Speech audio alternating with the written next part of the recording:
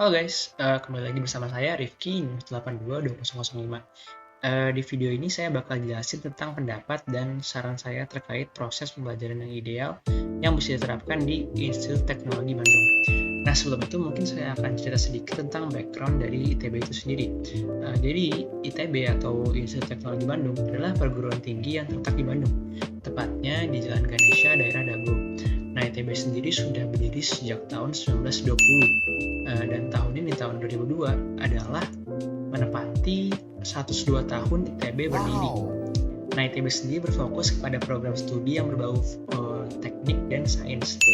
Tapi di luar teknik dan sains, ITB juga memberikan beberapa program studi lain seperti seni rupa pada Fakultas Seni Rupa dan Desain, dan juga ada bisnis dan manajemen pada Sekolah Bisnis dan Manajemen ITB.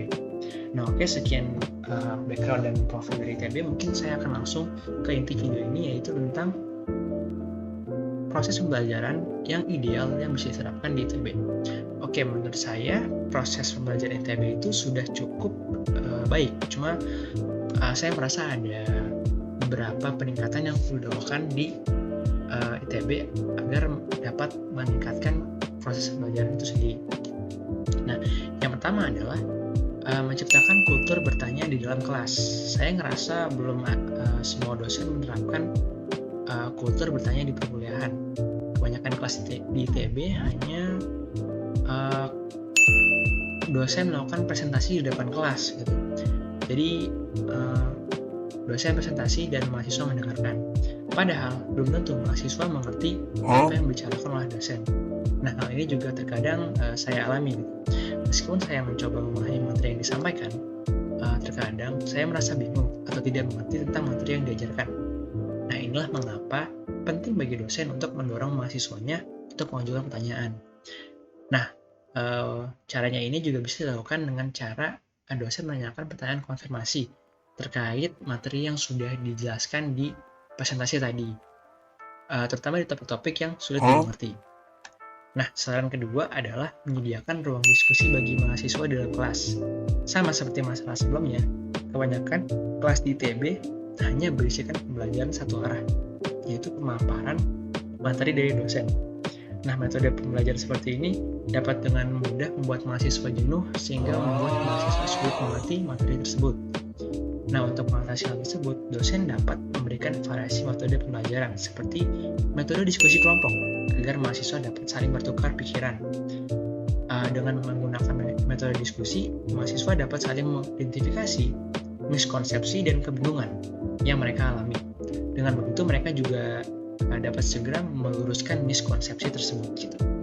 Nah, saran selanjutnya adalah mengadakan kerjasama dengan perusahaan atau company lain. Hal ini dapat mendorong mahasiswa untuk melaksanakan collaborative learning.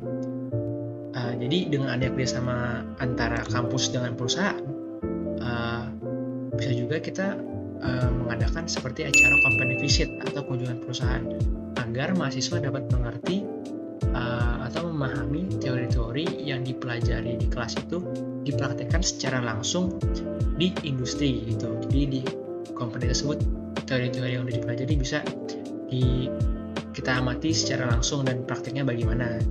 Nah, contoh aplikatif lainnya dalam jurusan saya, jurusan STI, adalah kami dapat melakukan semacam business analysis terkait perusahaan partner atau perusahaan company yang bekerja sama dengan ITB.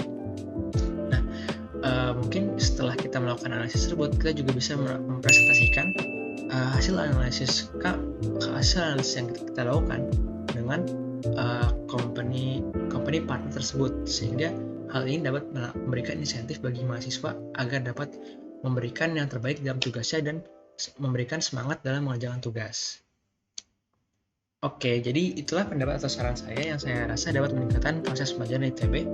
Kira-kira kalian setuju atau enggak? Kalau kalian setuju boleh komen di bawah, atau kalian nggak setuju juga boleh komen di bawah. Like kalau kalian suka video ini, dan dislike kalau kalian suka. Dan jangan lupa subscribe ke channel ini. Oke, sekian dari saya. Sampai jumpa.